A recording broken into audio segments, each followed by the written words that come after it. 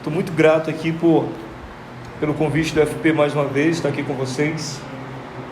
É uma alegria muito grande porque, assim, eu sou muito grato a Deus pela visão que o FP deu, né, a ele, que o Senhor deu a ele, de ter uma igreja, de ter uma comunidade que o que vocês expressam, vocês talvez não compreendam em toda a essência, mas vão compreender um dia. Podem ter certeza disso. No futuro, daqui a algum tempo, vocês vão compreender tudo isso aqui, como começou e por que vocês chegaram até onde chegaram. Vocês vão ver isso, é muito interessante. Falo sempre isso para o FP. A nossa igreja lá, quando a gente começou com 10 pessoas, né? E a gente nunca imaginou que a gente ia chegar onde a gente chegou. Não estou falando de questão de números, eu estou falando de questão de maturidade mesmo, espiritual, de compromisso com Deus, que a gente cresceu junto, a gente se fortaleceu junto. E as pessoas que foram chegando, elas foram pegando, né, da gente a mesma visão, enfim, e a gente acabou realmente multiplicando como o Senhor Jesus quer que a gente multiplique, né? Nós nos encontramos com Jesus e nós multiplicamos isso através das pessoas. Então isso que vocês são hoje, é muito importante vocês entenderem isso. Eu até conversei isso com o FP uma vez. O que vocês são agora aqui, nessa pequena comunidade como cristãos, é necessário que vocês sejam o mais maduros possíveis e cresçam o máximo possível, porque vocês vão multiplicar isso com os próximos que vieram. Amém? Quero convidar vocês a abrirem em Marcos capítulo 7, o texto que o FP passou para mim, porque o FP, assim, ele não me dá liberdade não, você vai pregar isso aqui. Marcos capítulo 7, e nós vamos ler a partir do versículo 1, Marcos 7, a partir do versículo 1, que é uma passagem muito interessante mesmo, e tem muito a ver com graça de Deus e sobre aquilo que a gente deve viver como cristãos, a partir da perspectiva que Jesus nos trouxe. Marcos capítulo 7, verso 1 em diante, diz assim: Ora, reuniram-se a Jesus os fariseus e alguns escribas, vindos de Jerusalém. E vendo que alguns dos discípulos dele comiam pão com as mãos impuras, isto é, por lavar, pois os fariseus e todos os judeus, observando a tradição dos anciãos, não comem sem lavar cuidadosamente as mãos. Quando voltam da praça, não comem sem se aspergirem. E há muitas outras coisas que receberam para observar, como a lavagem de copos, jarros e vasos de metal e camas. Interpelaram-no os fariseus e os escribas: Por que não andam os teus discípulos de conformidade com a tradição dos anciãos, mas comem com as mãos por lavar? Respondeu-lhe Jesus: Bem profetizou Isaías a respeito de vós, hipócritas. Como está escrito: Este povo honra-me com os lábios, mas o seu coração está longe de mim. E em vão me adoram, ensinando doutrinas que são preceitos de homens. Negligenciando o mandamento de Deus, guardai a tradição dos homens. E disse-lhes ainda: Jeitosamente rejeitais o preceito de Deus, para guardardes a vossa própria tradição. Pois Moisés disse: Honra a teu pai e a tua mãe. E quem maldisser o seu pai ou a sua mãe, será punido de morte. Vós, porém, dizeis: Se o homem disser a seu pai ou a sua mãe: Aquilo que poderias aproveitar de mim é corbã, isto é, oferta para o Senhor, então dispensais de fazer qualquer coisa em favor de seu pai ou da sua mãe, invalidando a palavra de Deus pela vossa própria tradição, que vós mesmos transmitistes, e fazeis muitas outras coisas semelhantes. Convocando ele de novo a multidão, disse-lhes: Ouvi-me todos e entendei. Nada há fora do homem que entrando nele o possa contaminar, mas o que sai do homem é o que o contamina. Se alguém tem ouvidos para ouvir, ouça. Quando entrou em casa, deixando a multidão, seus discípulos o interrogaram acerca da parábola. Então lhes disse: Assim vós também não entendeis? Não compreendeis que tudo o que de fora entra no homem não pode contaminar, porque não lhe entra no coração, mas no ventre, e sai para lugar escuso? E assim considerou ele puro todos os alimentos. E dizia: O que sai do homem, isto é o que o contamina. Porque de dentro do coração dos homens é que procedem os maus desígnios, a prostituição, os furtos, os homicídios, os adultérios, a avareza, as malícias, o dolo, a lascívia, a inveja, a blasfêmia, a soberba, a loucura.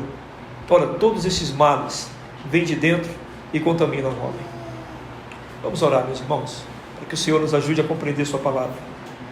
Senhor Deus, nós estamos aqui diante da tua palavra, que é bendita, preciosa e gloriosa.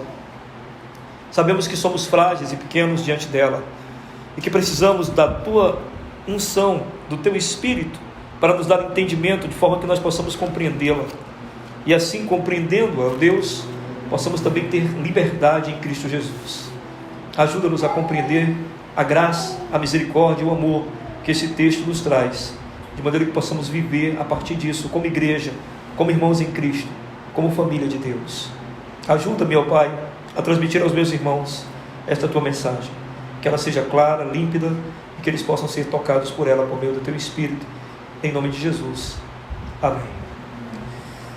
Nos anos 80, tinha um filme clássico chamado Amadeus. É uma história fictícia entre a rivalidade de Mozart e Salieri. Salieri era um músico incrível, um músico fantástico, tinha um talento impressionante. E o Salieri acreditava que o talento dele tinha um preço. Foi o preço da consagração dele a Deus. Quando ele era jovem e ele ouviu a primeira sinfonia da vida dele, ele pensou: quero ser um músico, quero ser um compositor, quero fazer esse tipo de música que o pessoal faz. E aí ele pediu a Deus isso, que Deus lhe desse essa condição. Em troca, o que ele faria? Ele seria um celibatário, ele nunca casaria, nunca teria família, e viveria uma vida completamente em obediência ao Senhor, em troca do talento. Salieri então viveu a vida toda assim, celibatário, sem família, procurando obedecer a Deus em tudo, e era realmente um grande talento. Até que na velha Alemanha surgiu Mozart. Tinha 16 anos, totalmente promíscuo, uma pessoa totalmente desregrada, mulheres, bebidas, blasfêmias ao Senhor, nenhum interesse em coisas eternas ou em Deus, e um talento absurdo. Salieri certa vez mostra para Mozart um trecho de uma das suas composições dele, Salieri. Mozart pega o trecho e transforma numa ópera completa de 16 minutos. Num trecho de 2 minutos, ele conseguiu completar e fazer 16 minutos. Salieri fica indignado, porque toda a sociedade alemã naquela época começa a reverenciar Mozart e esquecer completamente o trabalho do Salieri. E Salieri pensa: mas como é que pode isso? E aí ele começa a ter uma crise de fé, porque Salieri acredita que tudo aquilo que ele tem foi porque ele conquistou por meio do compromisso que ele assumiu com Deus. Então ele assumiu um compromisso de obediência, ele assumiu um compromisso de ser celibatário, ou seja, de nunca casar, de nunca ter família. Ele assumiu um compromisso de nunca blasfemar do Senhor, e no entanto aparece um garoto de 16 anos, extremamente blasfemo, extremamente promíscuo, e tem a graça de fazer uma música que toda vez que Salieri ouve, pensa no céu. Embora o cara que compôs a música não tenha o mínimo pensamento de que exista um céu. Então Salieri entra numa crise de fé. E aí eu não vou contar o filme, né? Depois vocês veem o filme.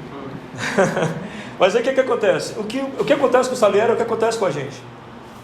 Sabe, a gente está sempre achando que nós estamos conquistando algo por nosso meio, por nossa força do Senhor. Que nós estamos sendo abençoados porque nós estamos fazendo por onde? A coisa mais difícil para nós crermos, na verdade, não é no perdão dos nossos pecados, mas na graça que nos deu perdão. Nós até acreditamos no perdão dos nossos pecados, porque nós acreditamos muitas vezes que para obter esse perdão nós fizemos alguma coisa para tanto. O problema é a gente acreditar na graça que diz que nossos pecados estão perdoados no passado, no presente e no futuro. Ou seja, o que você vier a aprontar no futuro, pela graça de Deus já foi perdoado. E aí é lógico que fica sempre aquele temor, né? E de pensar: poxa, então eu vou aprontar doidado porque eu já sei que já está perdoado. É aquela história de sempre, né? Aquela conversa de sempre, que a gente sabe que não faz sentido algum. Afinal, se você ainda ama um pecado, você não ama o Senhor. Isso é bem lógico, básico e resolve tudo. Mas a questão é, nós temos uma dificuldade muito grande de vivenciar e experimentar a questão de saber que tudo é pela graça. Que, na verdade, se a gente for voltar para a história aqui do filme Amadeus, Mozart era agraciado. Deus quis agraciá-lo, como quis agraciar também Salieri, e que não precisava ele fazer absolutamente nada para receber isso. O texto que nós vamos ler fala exatamente disso. Entre o confronto entre Jesus, o agraciador, aquele que dá o presente imerecido. Sabe o presente merecido, né? Não é dia dos pais, não é dia das crianças, não é seu aniversário, não é nada, e alguém lhe chega com um presente. É uma das coisas mais incríveis que a gente, Eu não sei se aconteceu com você, senão eu oro a Deus para que aconteça um dia. É muito legal quando você ganha um presente por nada. Não é nada, nada, simplesmente alguém chega e te dá um presente. Pois é, Jesus, o agraciador, e os fariseus, no estilo de Salieri, querendo conquistar a graça. Então o texto fala sobre isso e eu quero que vocês me ouçam comigo agora. A gente vai aprender umas coisas muito interessantes aqui hoje, irmãos. Então vamos lá. Sua Bíblia está aberta, acredito, né? Ora, reuniram-se a Jesus os fariseus e alguns escribas vindos de Jerusalém. Os escribas e os fariseus começaram a perseguir Jesus. Onde Jesus ia, eles estavam atrás. Qual era o objetivo de perseguir Jesus? Ouvir Jesus e tentar pegar Jesus em alguma coisa que fosse contrária à crença deles, de maneira tal que ele pudesse então ser desmistificado ou pudesse ser demolida a imagem dele como rabi, como mestre. Então, os escribas e os fariseus começaram a perseguir Jesus. E vendo que alguns dos discípulos dele comiam pão com as mãos impuras, isto é, por lavar, pois os fariseus e todos os judeus, observando a tradição dos anciãos, não comem sem lavar cuidadosamente as mãos. E aqui não tem a ver, irmãos, com questões higiênicas, aqui tem a ver com questões religiosas. Eles criaram uma lei, uma tradição religiosa por eles mesmos, de que deveriam estar todo o tempo se higienizando. Não era um lance de coronavírus, né? Era um lance de pecado. O mundo é poluído pelo pecado, então eles deveriam todo o tempo estar se limpando continuamente das coisas relacionadas ao mundo. Então era por essa questão que eles olharam para os discípulos de Jesus e disseram: olha, os teus discípulos comem sem lavar as mãos. Para você ver como havia uma marcação cerrada, né, do que eles estivessem fazendo, né? Então eles chegaram e disseram: olha, teus discípulos comem sem lavar as mãos. E aí no verso 4 diz: quando voltam da praça, não comem sem se aspergirem, sem fazer aquela limpeza das mãos, dos pés, né? E há muitas outras coisas que receberam para observar, como a lavagem de copos, jarros, e aí o Marcos cita vasos de metal, que segundo lá em Levítico, não precisavam ser lavados, entendeu? O evangelista Marcos cita isso para dizer do extremo que os caras conseguiram chegar. E inclusive camas, né? Eles lavavam também a cama, eu não entendo aqui por quê. Interpelaram os fariseus e os escribas: por que não andam os teus discípulos de conformidade com a tradição dos anciãos, mas comem com as mãos por lavar? Então essa tradição é uma tradição criada, não tem a ver com mandamentos do Senhor. Vocês conseguem compreender isso? Havia os mandamentos de Deus, eles criaram uma tradição. Peraí, eles criaram um mandamento afora do mandamento ou além do mandamento, certo? Então era uma tradição, e é isso que a gente chama de tradição. É quando você cria alguma coisa. Por exemplo, esse púlpito é uma tradição. Vocês são uma igreja diferente, mas vocês têm uma tradição, o púlpito. O púlpito é uma tradição, é uma coisa que foi ficando desde a época da reforma, né? Quando Calvino colocava lá, porque ele dizia que ele era um advogado do Senhor Jesus, ele colocava o púlpito para explicar. Então o púlpito é uma tradição. Nós temos tradições, e aqui é uma tradição que eles criaram. Essa é uma tradição. O problema dela é que ela ganhou áreas de mandamento. Por exemplo, isso aqui não é um mandamento. Se eu dissesse: por favor, retire isso aqui, eu quero ficar livre aqui, não tem problema, não há nenhum pecado nisso. O problema é que eles transformaram a tradição em mandamento. Quem não fizesse assim estaria em pecado. Essa é a questão, certo? Aí no verso 6, veja só: respondeu-lhes, e quem responde aqui no caso é Jesus. Jesus diz o seguinte: bem profetizou Isaías a respeito de vós, hipócritas, como está escrito: este povo honra-me com os lábios, mas o seu coração está longe de mim, e em vão me adoram, ensinando doutrinas que são preceitos de homens, negligenciando o mandamento de Deus, guardais a tradição dos homens. Essa aqui é uma parte muito importante, porque Jesus diz assim, negligenciando o mandamento de Deus, vocês guardam tradições dos homens. O que Jesus está querendo dizer? Vocês não entendem a essência dos mandamentos, vocês não entendem para que eles servem, e aí vocês criam outra coisa, porque vocês querem criar outra coisa, porque vocês querem acrescentar outra coisa. Então, mais ou menos o que Jesus está querendo dizer é: os mandamentos de Deus, eles tinham um objetivo: aproximar-nos mais de Deus e compreendermos mais quem é Deus, qual é a sua mente e o que Ele deseja para nós. O mandamento criado pelos homens, ou a tradição adicionada aos mandamentos, eram na verdade meios de se encontrar vanglória, meios de se vangloriar, de se colocar como especial diante dos outros homens. Então, por exemplo, quando o Senhor dizia: guardem o sábado, não façam nada no sábado, descansem, e eles começaram a dizer: não pode andar mais de 2 metros, não pode comer determinada comida, não pode fazer determinada comida, não pode trocar de roupa, não pode tomar banho. O que era isso? Tinha a ver com o sábado? Não, já não tinha mais. Já eram acréscimos feitos com um único objetivo, com o objetivo de fazer com que essa pessoa se destacasse diante das outras. Ou seja, todas as vezes que eles acrescentavam coisas aos mandamentos, que eles acrescentavam tradições, o objetivo era um só: destacar-se dos outros, uma santidade que se destacasse, que se mostrasse maior do que os outros. Essa semana eu estava conversando com um rapaz, e ele dizendo para mim uma série de coisas que estavam acontecendo na vida dele. Eu falei: você tem que gastar mais tempo em oração. Aí ele disse: olha, se eu pudesse lhe mostrar meus joelhos aqui, meus joelhos são como de Tiago, que Tiago, né, tem os joelhos de cabelo, né, tanta temporada, meus joelhos são como de Tiago. Então, não precisa mostrar seus joelhos, não, uma cena que eu não gostaria de ver. Pode guardar os seus joelhos, eu não quero, eu vou ter até pesadelo vendo esses joelhos, né? Então, o que ele estava fazendo ali? Ele estava querendo fazer um destaque, né? Olha, orar eu sei que todo mundo ora, mas eu oro que meus joelhos ficam como de camelo. Entendeu, gente? Vocês estão percebendo que uma coisa é sutil, né? Que a gente mesmo pode cometer isso. Olha, eu sei que vocês leem a Bíblia, mas eu decoro os textos. Está entendendo? Aí vocês sobressaem, né? Olha, eu sei que vocês adoram a Deus do culto. Eu adoro todo dia, toda hora, todo instante, né? Enfim, você vai se destacando, você vai se colocando acima. Então Jesus diz isso, que Isaías já havia falado isso, que naquela época, né, havia um povo que já estava querendo um destaque especial sobre isso. Mas o que Jesus fala sobre isso? Que os lábios deles diziam uma coisa, mas o coração estava longe. Porque uma coisa é você falar, outra coisa é você viver. Então eu tenho muita dificuldade, por exemplo, com algumas canções que a gente canta, porque às vezes eu não estou... o irmão estava louvando aqui, né? E no momento ele falou: Jesus seja o nosso rei. Aí eu já me quebranto assim, porque eu penso: poxa, será que Jesus tem sido meu rei? Porque o que significa ter um rei, né? É estar debaixo dessa autoridade, né, contínua. Os irmãos estão entendendo? Às vezes os nossos lábios não condizem com o que o coração está sentindo. Mas esse pessoal aqui não está preocupado com isso, porque o problema aqui é se destacar, né? Então no verso 9 diz: e disse-lhes ainda, jeitosamente, eu gosto muito desse termo, não sei como é que diz aí a tua Bíblia, mas eu gosto desse termo porque no grego fala exatamente isso. E disse-lhe ainda: jeitosamente rejeitais o preceito de Deus para guardardes a vossa própria tradição. Pois Moisés disse: honra a teu pai e a tua mãe. Quem maldisser a seu pai ou a sua mãe seja punido de morte. Vós, porém, dizeis: se um homem disse a seu pai ou a sua mãe, aquilo que poderias aproveitar de mim é corbã, isto é, oferta para o Senhor, então dispensai de fazer qualquer coisa em favor do seu pai ou da sua mãe, invalidando a palavra de Deus pela vossa própria tradição que vós mesmos transmitistes, e fazeis muitas outras coisas semelhantes. Aqui está a malícia do religioso, certo? Aqui está a malícia do religioso. Jesus vai e desvenda essa malícia deles. O que acontece? Jesus diz que jeitosamente, que é o que ele fala aqui, né? Eles rejeitam o preceito de Deus, eles desobedecem a Deus, mas de maneira jeitosa. Não é uma coisa assim, né, espalhafatosa, porque senão todo mundo perceberia. Então Jesus vai dar o exemplo. Por exemplo, a Bíblia diz, né, o mandamento do Senhor é: honra o teu pai e a tua mãe.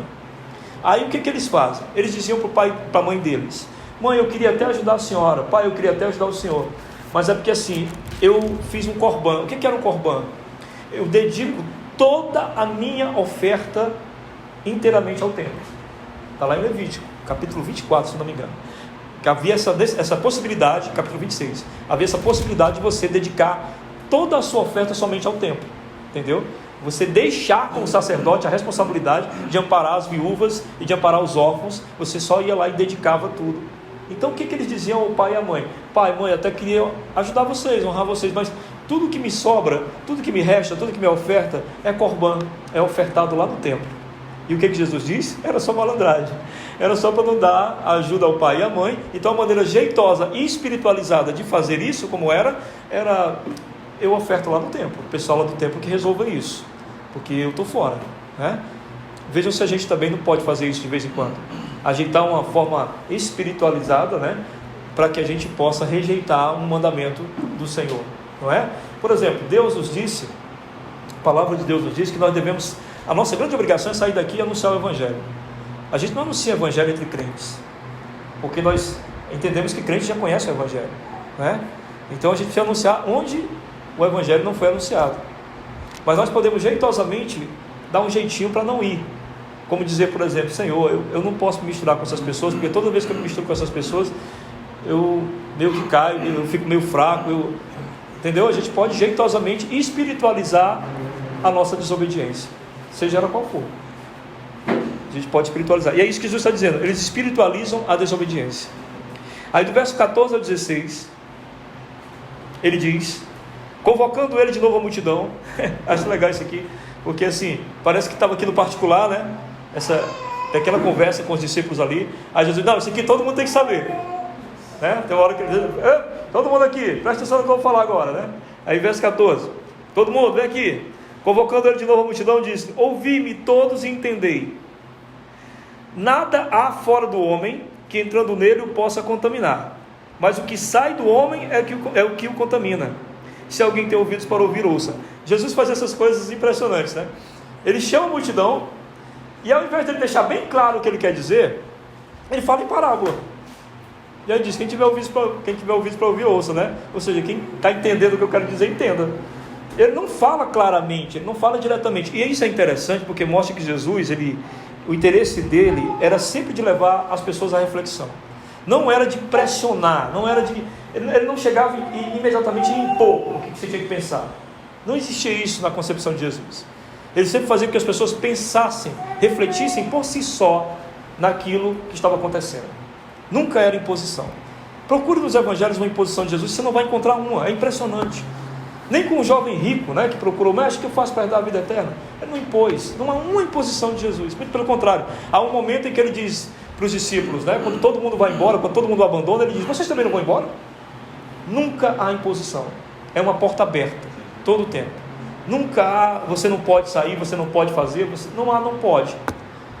Não há, porque ele quer que nós chegamos a uma reflexão de que nós queremos. Entendeu? Então, tipo, minha esposa não precisa pedir um beijo, ela não precisa me impor isso. Tanto meus filhos também não precisam me impor um abraço. É isso que Jesus queria, entendeu? Que essa coisa fluísse. Então quando ele fala para a multidão, ele fala e diz, olha, vou dizer uma coisa para vocês. Não é ruim o que entra no homem, não. Ruim mesmo é o que sai. Aí imagina você ouvindo isso de Jesus. Você ia para casa pensando, né? O que ele quis dizer? Ruim não é o que entra, ruim mesmo é o que sai. Como assim? Né? Talvez se você fosse uma pessoa muito Caxias, né, você fosse materializar a coisa. Ele está dizendo que no ruim não é o que eu como, é o que eu vomito. Como é que é? Né? Agora talvez se você fosse uma pessoa mais... que Jesus era assim, né? Ele era muito de você elevar o pensamento além da realidade que lhe cerca. Aí você podia pensar melhor, acho que eu estou entendendo o que ele está dizendo. Não é tanto o que vem de fora que vai me influenciar, mas é o que eu já sou. Daqui a pouco ele vai explicar isso, né? Não é o que vem de fora, é o que eu já sou. Porque tem gente que pensa o quê? Eu não vou me misturar com algumas pessoas, que eu não quero me tornar como elas. Só que você já é bem pior que elas. Entendeu? Isso só não foi aflorado ainda, mas provavelmente será. Aí do verso 17 ao 23 vem a explicação de Jesus. Quando entrou em casa, deixando a multidão, seus discípulos o interrogaram acerca da parábola. Graças a Deus os discípulos fizeram isso, né, gente? Se ele não fizesse essa pergunta, eu não estava aqui, né? Então a gente agradece, obrigado aos discípulos, aos curiosos, Pedro, Tiago e João, que perguntaram. Então lhes disse, assim vós também não entendeis? Dura era isso, cara. Eles não entendiam, perguntavam, e Jesus ficava chateado. Vocês também não entenderam? Era muito complicado isso. Não compreendeis que tudo o que de fora entra no homem não pode contaminar? Porque não lhe entra no coração, mas no ventre, e sai para lugar escuso. E assim considerou ele puros todos os alimentos. Isso aqui foi a conclusão que Marcos chegou, né?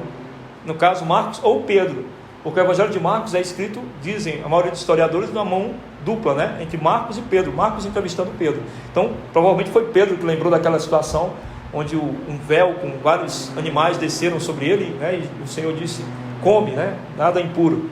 Então, por isso ele citou isso. E dizia, o que sai do homem, isso é o que o contamina. Olha, gente, isso aqui é muito louco, né? Vamos ser sinceros. É muito louco. Você está num curso de filosofia e fala isso aqui, os caras passam 3 dias pensando nisso, nessa frase. Porque é muito louco. Olha. E dizer, o que sai do homem, isso é o que o contamina. Quer dizer, o que sai de mim, me contamina. Como assim, gente? E aí ele vai explicar. Porque de dentro do coração do homem é que procedem os maus desígnios. Então o nosso coração é mau. Mal, completamente mal. Aí ele vai e cita os maus desígnios: prostituição. Tudo isso aqui você é capaz de fazer, viu? Você está pensando, não, o que é isso? Ainda mais faria isso, o que é isso? Prostituição, furto, que é quando você olha para alguma coisa assim e quer muito aquilo, isso é sinal de que você teria capacidade de furtar. Homicídio, quando você detesta muito alguém e você quer excluir essa pessoa da sua vida, é sinal de que você teria capacidade de matá-la. Adultério, você é totalmente infiel. Avareza, você é um pão duro, por isso que você não faz as coisas tão liberalmente muitas vezes. As malícias, ou seja, a forma com que você elabora planos maléficos no dia a dia. Vou fingir que estou dormindo para não lavar as louças. É malícia, né? As malícias. O dolo, que é a vontade de fazer o outro sentir dor, fazer o outro sofrer. Ah, ficou com raiva de mim? Vou ficar calado agora bem muito, até ela sentir o que eu senti. Nós somos muito mal, né? O dolo, a lascívia, que é o desejo sexual impuro, a inveja, a blasfêmia, que é você diminuir a pessoa do Senhor Deus, ou seu nome, ou dizer esse nome em vão. A soberba, que é você achar que é mais especial do que os outros. E a loucura, que loucura na Bíblia não é loucura de insanidade, loucura na Bíblia é não temer a Deus. Então loucura não temer a Deus, não tem temor a Deus. E ele diz, olha, todos estes males vêm de dentro e contaminam o homem. Percebe agora o que ele quis dizer? Esses males vêm de dentro de nós e contaminam os homens, contaminam quem nos cerca. Na medida em que eu peco e você está próximo de mim, você automaticamente recebe também a condição de querer pecar. É por isso que um dos ensinamentos do Senhor foi: quando baterem na tua face, oferece a outra. Por quê? Porque quando batem na nossa face, despertam em nós o pecado também da agressão, e a gente vai querer agredir também. Mas se nós estivermos com Jesus, o que vai acontecer? Nós não vamos agredir, então nós não nos tornaremos o espelho do outro. Portanto, o mal da humanidade qual é? É simplesmente que nós somos, e quando nós somos o que somos, o outro também será. E aí há esse descontrole diante da humanidade. Então a maldade humana, é o que Jesus está querendo dizer aqui, ela não pode ser detida por atos exteriores. Entenderam o que ele quis dizer?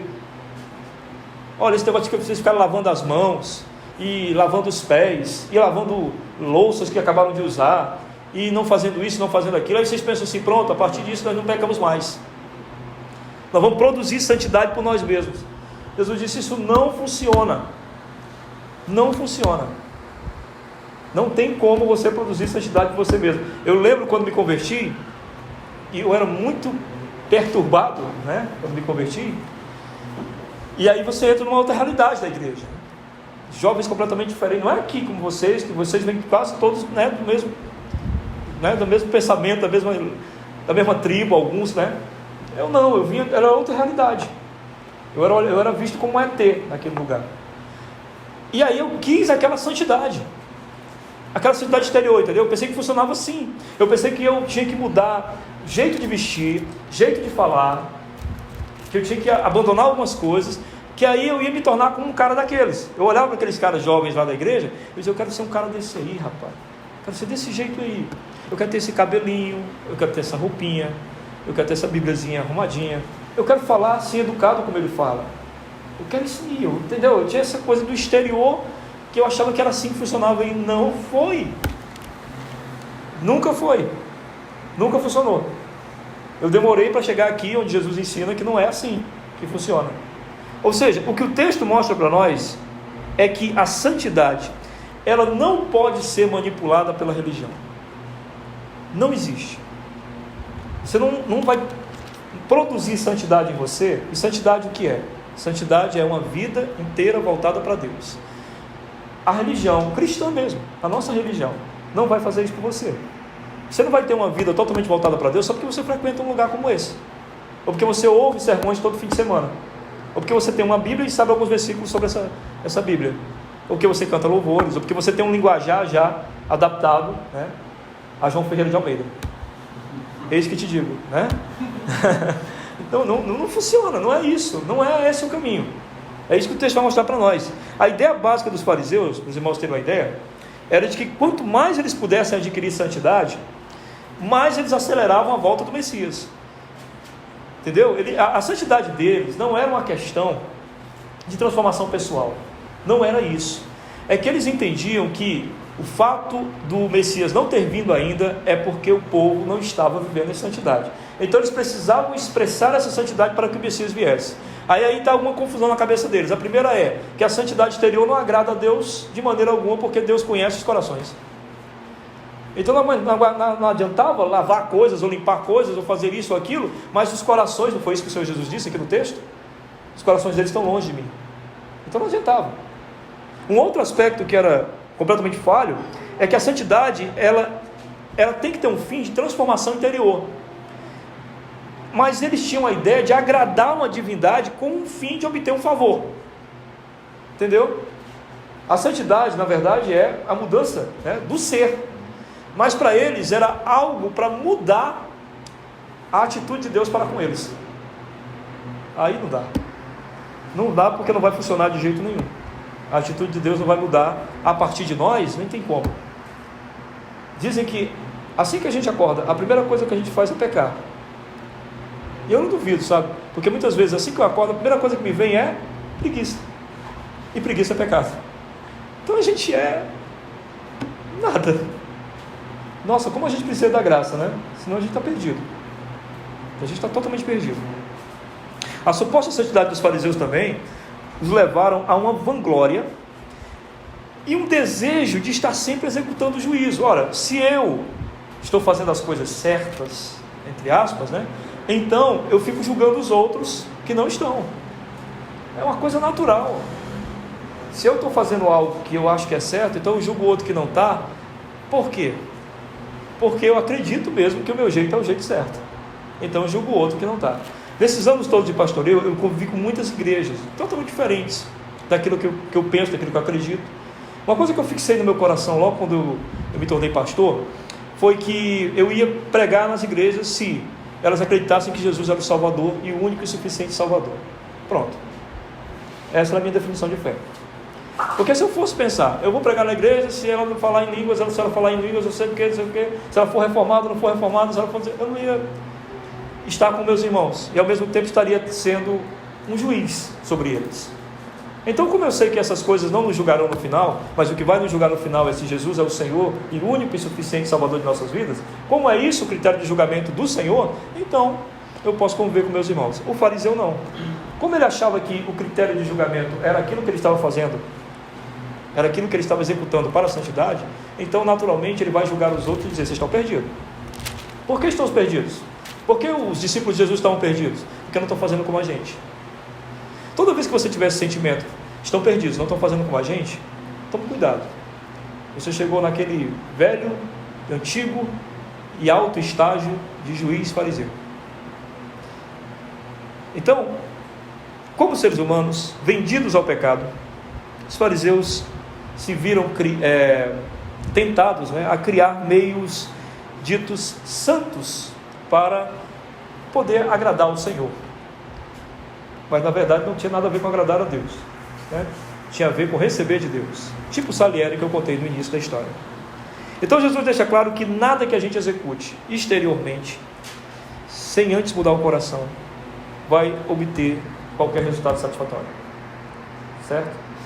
Não há nada que você faça exteriormente que vá trazer para você resultado satisfatório, absolutamente nada. O exterior não pode vir primeiro. Se ele vem primeiro, já está errado. Nós viemos falando do carro dos porquês das crianças, né? Como é importante o porquê. Um dos meus filhos, o André, ele faz muitas perguntas. Até o Bruno estava lembrando aqui. O André tem 13 anos. Ele faz um monte de perguntas.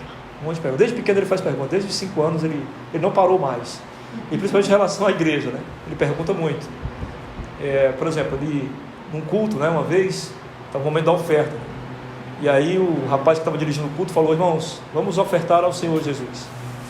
Vamos ofertar ao Senhor Deus. Jesus possa receber a sua oferta, etc, etc. Aí meu filho me chamou assim, disse, pai, ele tinha uns 7 anos na época. Disse, que cara? Pai, que horas que Jesus vem pegar esse dinheiro? Faz sentido, não faz? São porquês importantes, gente. Aí vem a explicação. Não, meu filho, a gente cuida do dinheiro dele. Ele, pai, é de Jesus, vocês tomem cuidado com esse dinheiro, não é de vocês, né? Quer dizer, você está entendendo? Isso faz diferença. Não é a ação primeiro, né? Agora a ação do meu filho é outra, porque ele entende o que funciona, como é que funciona a coisa, né? Então a ação é outra, né? Uma vez também ele chegou em casa e disse, eu perguntei, eu falei, como foi o culto? Era outro pregador pregando. Ele disse, pai, o cara falou umas coisas lá, umas coisas, eu não entendi muito bem. Aí eu disse, mas por que você não entendeu bem? Não, porque assim, a gente vai lá para a pessoa dizer para nós o que a Bíblia está dizendo, né? Explicar para nós o que a Bíblia está dizendo. E ele leu a Bíblia, mas ele disse o que ele pensa sobre o que está dizendo. Isso ele já tinha 13 anos. Agora, o negócio está ficando pior. Acho que daqui vai ficando pior cada vez mais. Enfim, é isso. Tem que haver primeiro uma transformação interior para poder haver essa mudança exterior. Ou seja, a questão exterior não vai fazer nada, não vai mudar nada na nossa vida. Não é porque você faz a coisa que você se transforma. Eu sei que existem alguns conceitos, né, que dizem, se você repetir uma coisa, fazer uma coisa, isso vai mudando você. Mas isso não tem nada a ver espiritualmente falando. Não funciona espiritualmente falando. Ninguém vai fazer de você um adorador só porque você aprendeu como tem que fazer. Só porque você aprendeu como é que tem que cantar. Como é que você tem que fazer. Eu, por exemplo, eu cheguei na igreja, eu olhava para o pessoal e via aquelas mãos levantadas, eu tenho que fazer esse negócio aí. Tem que levantar a mão assim também. Entendeu? Eu achava que era assim. Levantava a mão e tal. Eu via gente com o olho fechado. Cara, que vibe boa essa daí. Como é que faz para sentir esse negócio? Entendeu? Eu ficava pensando dessa forma. Porque eu lembro que quando eu estava num show de rock, por exemplo, eu viajava no som, né? Fechava os olhos e eu dizia, e como é com Deus? Eu não sei. E por muito tempo eu fingi. Entendeu? Eu fingi, eu não sabia como era, mas eu queria ser igual. Então eu fechava os olhos também. Um dia eu vi um cara de joelho, eu vou me ajoelhar, isso aí foi bonito. Um cara se ajoelhou lá, eu vou me ajoelhar também. Isso é muito bonito. Mas depois eu fui percebendo que eu estava sendo fariseu, que não havia nenhuma motivação interior para esse exterior, não tinha motivação. Quando a motivação aconteceu interiormente, eu acho que talvez alguns de vocês aqui, ou a maioria já passou por isso. Quando a motivação foi real, rapaz, ninguém segura a gente não, né? Negócio incrível. Pode todo mundo não estar nem aí, a gente está, né? Pode não estar ninguém ligando, a gente está. Eu lembro de um congresso que eu fui pregar uma vez para jovens, né? E os jovens tudo estão nem aí com Deus, aquela coisa lá. Mas tinha uma menina do meu lado que ela estava na mesma vibe que eu. Rapaz, a gente adorou demais nós dois. Uma menina assim de 16 anos. E a gente um do lado do outro. Aí teve uma hora que a gente já estava de mão dada, nós dois. Mas era uma coisa que a gente estava sentindo. E ninguém nem aí. Ninguém nem aí. E a gente nem aí para eles, que é o mais legal, né? Porque se a gente tivesse aí para eles, a gente estava de juiz, né? Coitado, miserável deles, não adora Deus. E a gente já estava tomando papel de juiz, mas nós não estávamos nessa. Então isso é muito legal, essa mudança interior. Então eu queria aplicar aqui algumas coisas para a vida de vocês, tá? Que eu acho que essa é a parte importante, né?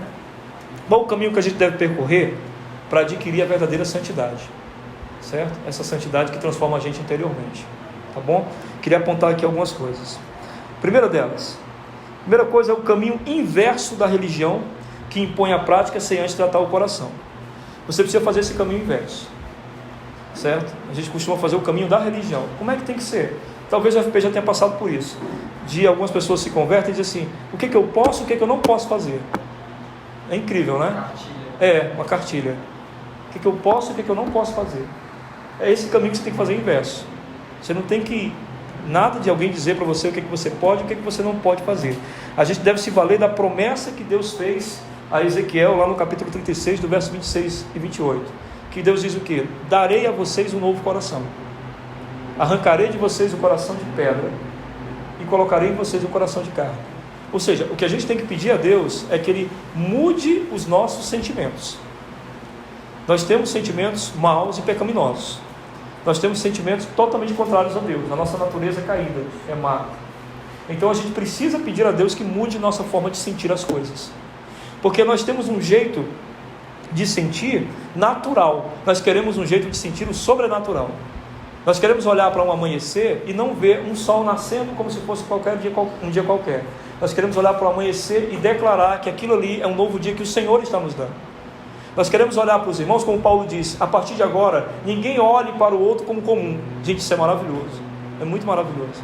Você, por exemplo, eu vim para cá, né, e aí não olho para vocês como comuns, porque o apóstolo Paulo disse isso para nós, usado pelo Espírito Santo, né? Ele disse que quando eu olhar para esse irmão, eu vejo Jesus. Está aqui o Jesus que eu estou servindo agora. Eu estou pregando para o Senhor Jesus. Está ali o Senhor Jesus. Sabe?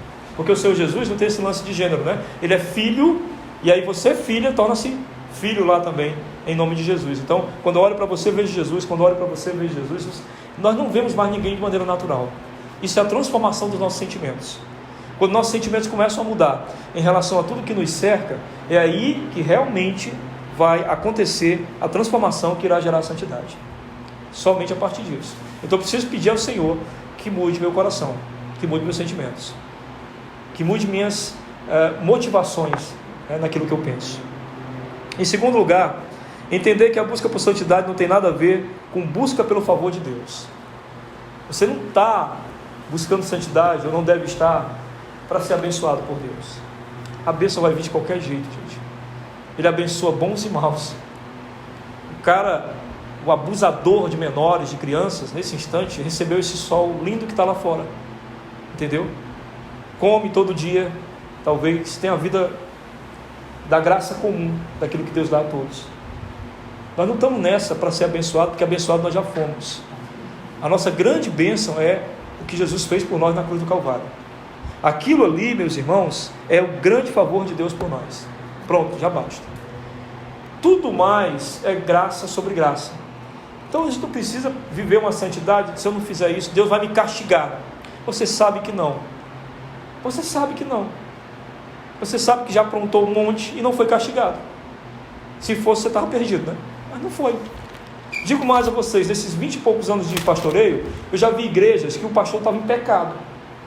Mas em pecado claro, que eu e outros líderes sabíamos, e a igreja dele crescendo, e os irmãos, sabe, sendo ministrados por ele, revestidos do Espírito Santo por meio da palavra, e o cara em pecado. Por que não cai um raio na cabeça desse infeliz? É lógico que depois de um pouco tempo depois foi descoberto e ele foi expulso da igreja. Mas é interessante, né, que enquanto ele estava lá no pecado, Deus não parou de abençoar. Entendeu? Então isso é graça. Graça que é um mistério. Porque tem gente que aprontou feio e nunca foi descoberto. Foi perdoado, recomeçou a vida, ninguém nem soube o que ele fez. Isso é um mistério da graça de Deus. Então você não está na santidade, coloque isso na sua cabeça. Você não está na santidade para obter favor de Deus, como os fariseus pensavam que estavam, né? Não, nós estamos fazendo isso porque para o Messias vir. Se a gente não for puro, o Messias não vem. Gente, o Messias veio, Jesus veio, e Ele faz por nós, não porque nós fazemos alguma coisa. Porque se Ele fosse medir por esse meio, nós estaríamos perdidos. Você sabe muito bem disso. Essa semana mesmo, eu posso fazer aqui uma revelação, FP? Vou fazer uma revelação aqui. Essa semana mesmo você aprontou. Você fez uma besteira grande essa semana. É ou não é verdade? Se você fazer uma averiguação aí, você não vai encontrar a santidade a semana toda não, né? Mas aí tu está aqui ouvindo a palavra, não caiu um raio na tua cabeça, não foi como Ananias e Safira, né? Caiu os dois aqui e ser arrastado lá para o lado. Não temos um cemitério no final da igreja, né? No quintal da igreja, não temos. Então a santidade, ela é uma consequência, na verdade, daquilo que o Senhor Jesus fez por nós e daquilo que a gente deseja mais e mais, que não é o favor de Deus, mas o próprio Deus. A gente quer mais de Deus em nós, né?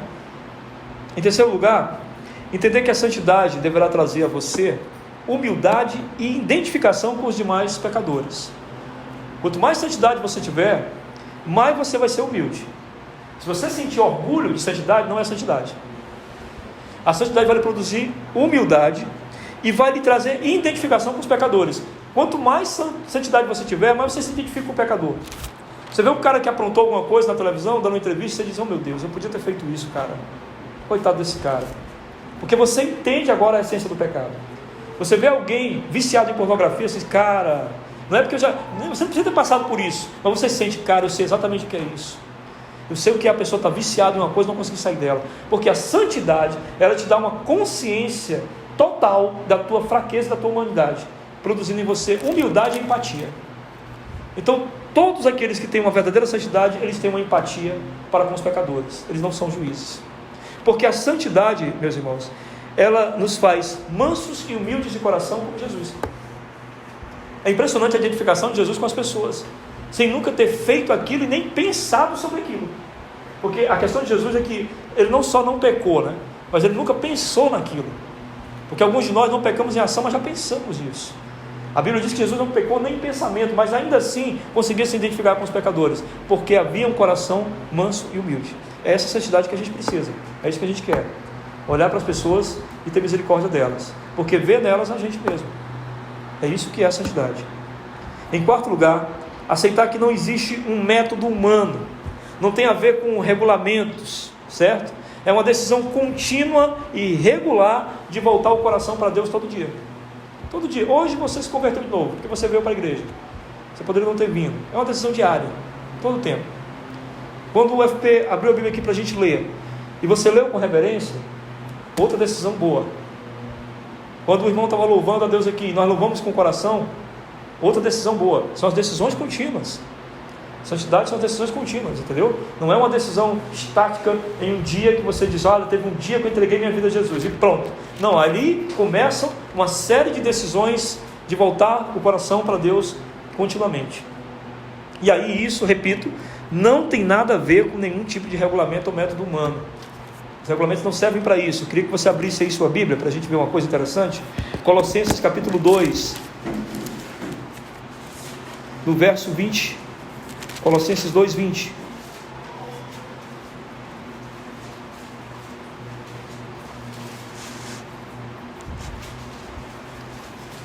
Colossenses 2, verso 20 em diante. Preste atenção nessa orientação da palavra de Deus em relação a essa questão de não haver regulamentos, certo? Se morrestes com Cristo para os rudimentos do mundo, porque como se vivesseis no mundo, vos sujeitais a ordenanças. Não manuseis isso, não proves aquilo, não toques aquilo outro, segundo os preceitos e doutrina dos homens, pois que todas essas coisas com o uso se destroem.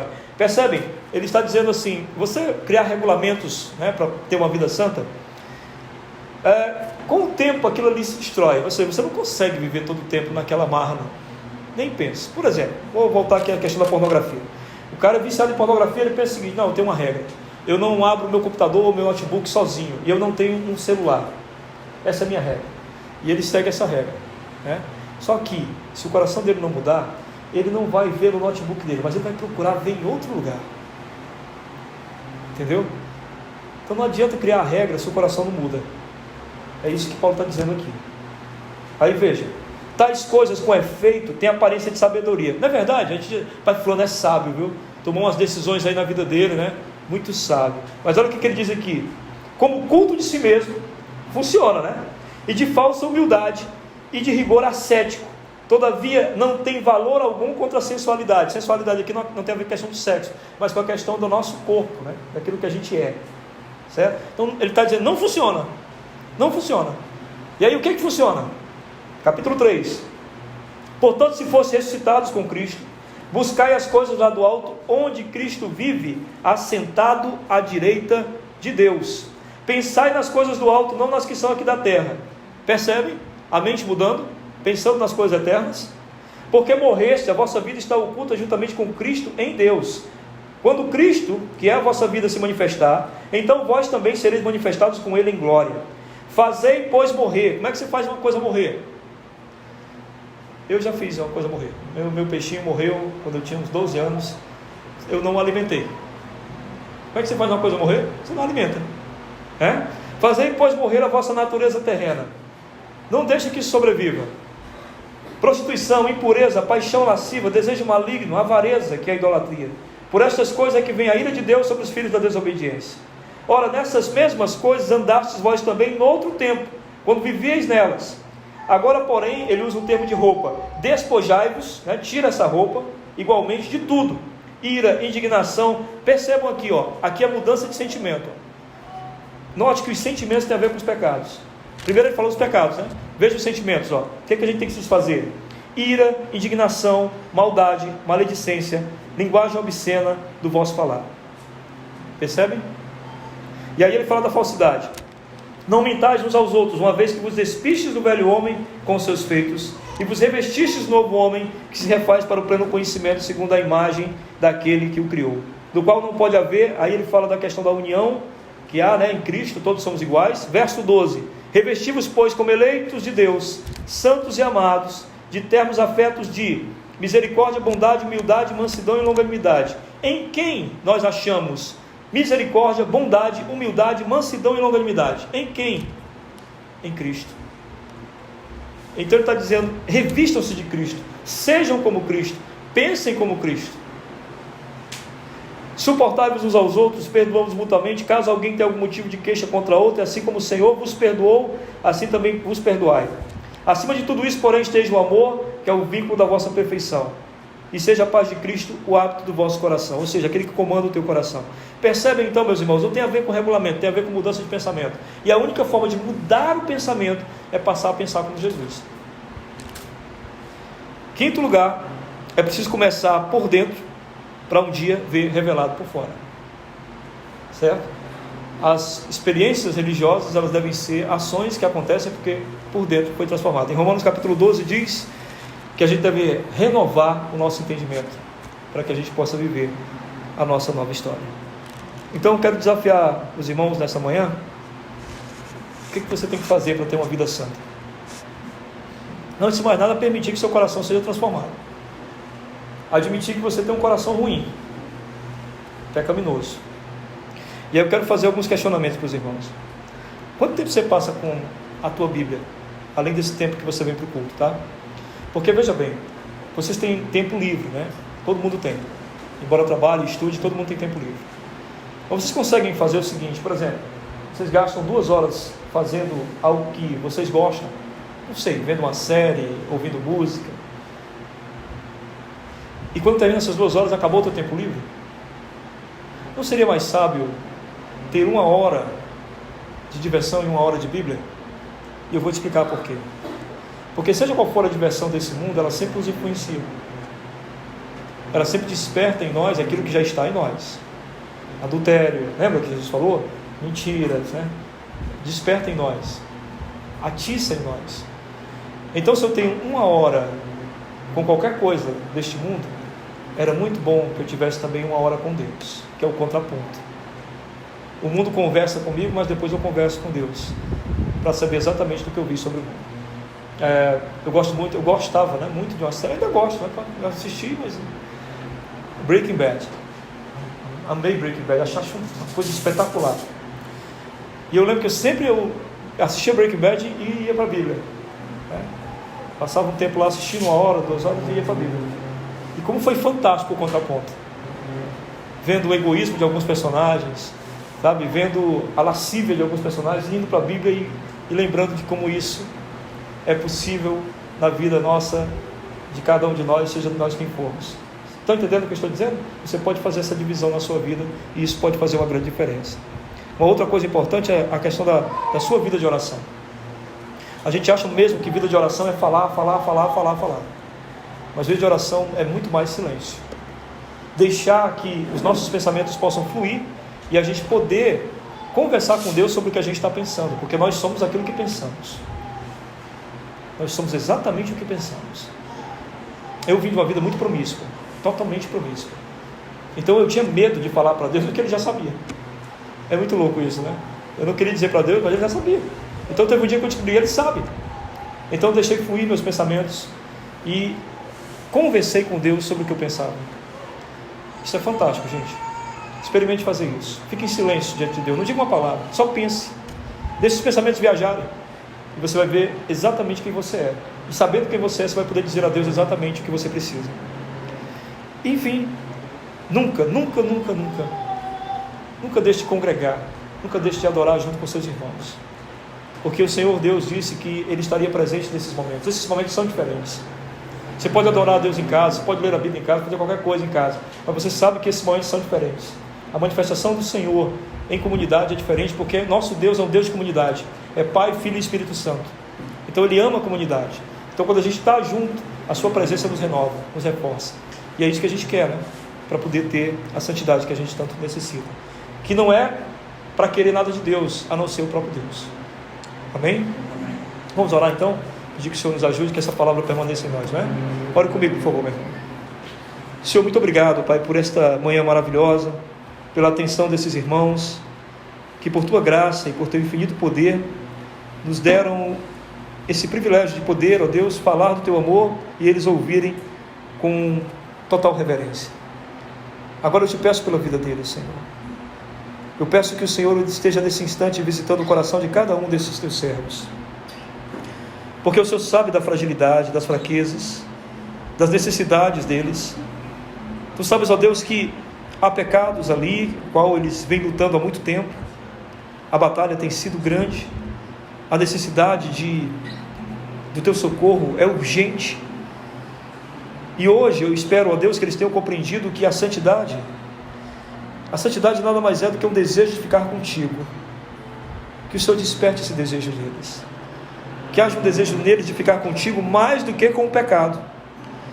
Porque o pecado só gera sofrimento e morte.